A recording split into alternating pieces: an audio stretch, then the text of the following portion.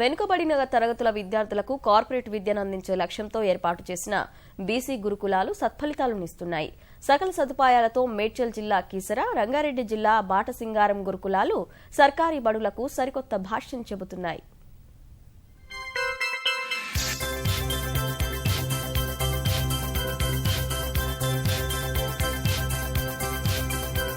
పక్కా భవనాలు, విశాలమైన తరగతి గదులు, అత్యంత అనువైన వసతి గృహాలు, పోషకాలతో కూడిన భోజనం.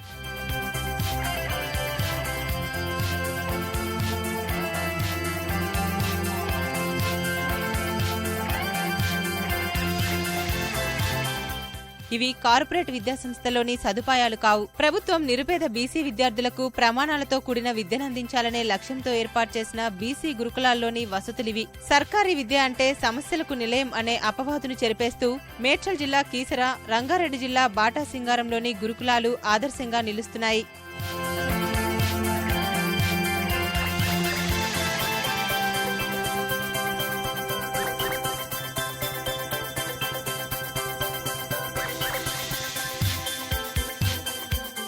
ఈ గురుకులాలను పరిశీలించిన రాష్ట్ర BC commission chairman BS Ramulu సహా ఇతర బీసీ నేతలు విద్యాలయాలపై సంతోషం వ్యక్తం చేశారు. చాలా అద్భుతంగా ఉంది. చక్కగా పిల్లలు చదువుకుంటున్నారు. ఆరోగ్యకరమైనటువంటి వాతావరణం ఉన్నది. రూములు చక్కగా ఉన్నాయి. పిల్లలు ఆరోగ్యంగా ఉన్నారు. ఒక చక్కని వాతావరణంలో పిల్లలు పెరుగుతున్నారు.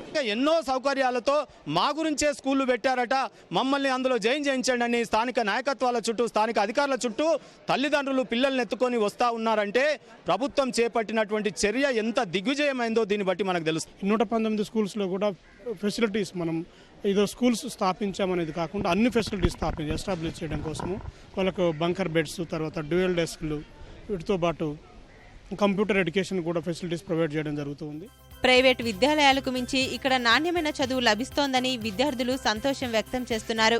నాకు ఇక్కడ ఫెసిలిటీస్ అన్నీ బాగున్నాయి. ప్లస్ నాకు ఇక్కడ టీచర్స్ బాగా చెప్తారు.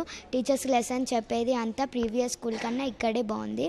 నేను ఇంతకు ముందు చదివిన హాస్టల్ కన్నా ఇదే నచ్చింది నాకు.